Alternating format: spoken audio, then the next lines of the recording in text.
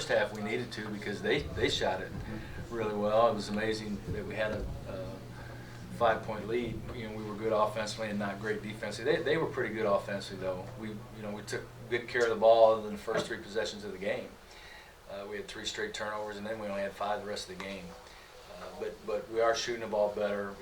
That's certainly, if we can continue that, we'll open things up for Loudon. Parker came alive a little offensively tonight for you.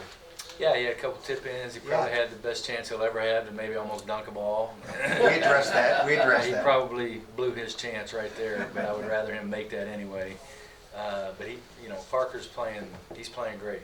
He really is, and it's all the other stuff that people really don't recognize. His communication, his leadership has been phenomenal. When things aren't going well, he's the one positive guy, and he's the smartest defender we have.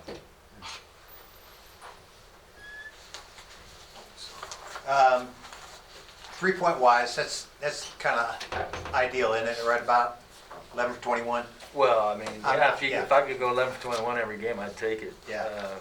We, up until we made some substitutions, really, I think we only took 14 of them. We hadn't taken a lot of them, which is fine. I'm fine with that. We got to the free throw line more than they did.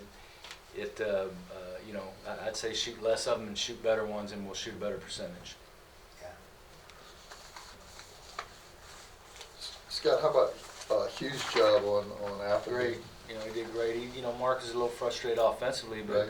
he came over the bench second half. And I just see it in his body language. I'm like, Mark, who cares about the offense is just so important to the kids, and I get that because that's how they get all their attention. But I thought he did a great job in Appleby, and that's what we needed him to do. That was the best thing for our team.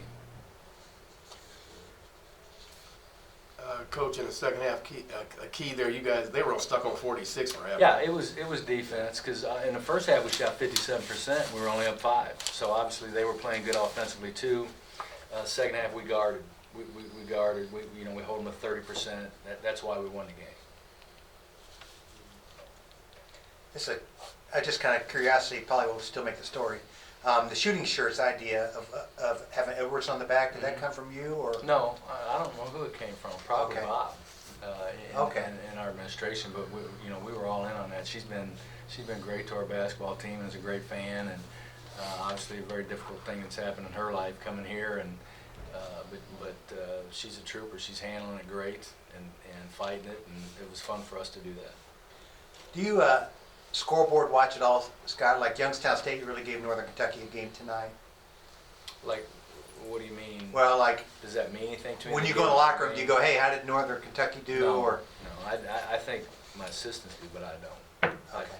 It ain't gonna matter. I can't control it, and it's just not gonna matter. We just have to, my mind is getting ready for Youngstown, and obviously they're playing really well. They're a very confident group, very well coached, young and energetic, and just playing with a ton of confidence right now. Coach, obviously you and your staff worry about every team that you play, but don't these games like Cleveland State, you kind of worry about these because they're kind of dangerous, right? Oh, I was more nervous for this than I was the Northern Kentucky one, just based on the years that I've coached and the emotions, and how things flow. Like, we don't have to work hard to get our kids ready for the Northern Kentucky game because we knew it was on the line. I knew a long time, way ahead of time. I looked at the schedule that this is a tough game to get our kids ready for, and I thought our kids, really listened to me because there's some things like when in the Northern Kentucky game, we don't have to be intentional about getting ready. I mean, it's going to happen. This game, you have to be intentional about it. You have to be intentional about talking because otherwise the energy's low. You can feel it in the crowd. It's just the way it is. And, coaching this long, I know that's going to happen. You guys know it's going to happen. It's just human nature, and that's what we're battling. I thought our kids really did a good job of that. On senior day, Scott, do you do anything with seniors in the starting lineup or anything like that? No, Never have. lineup, but we'll wait till after the game to honor them, have a chance to talk and do those things. Okay. And some people say, well, you take a chance of not winning and making that a downer. And I say, hey, what's it matter either way? We need to honor these guys, regardless of the result of the basketball game. And so,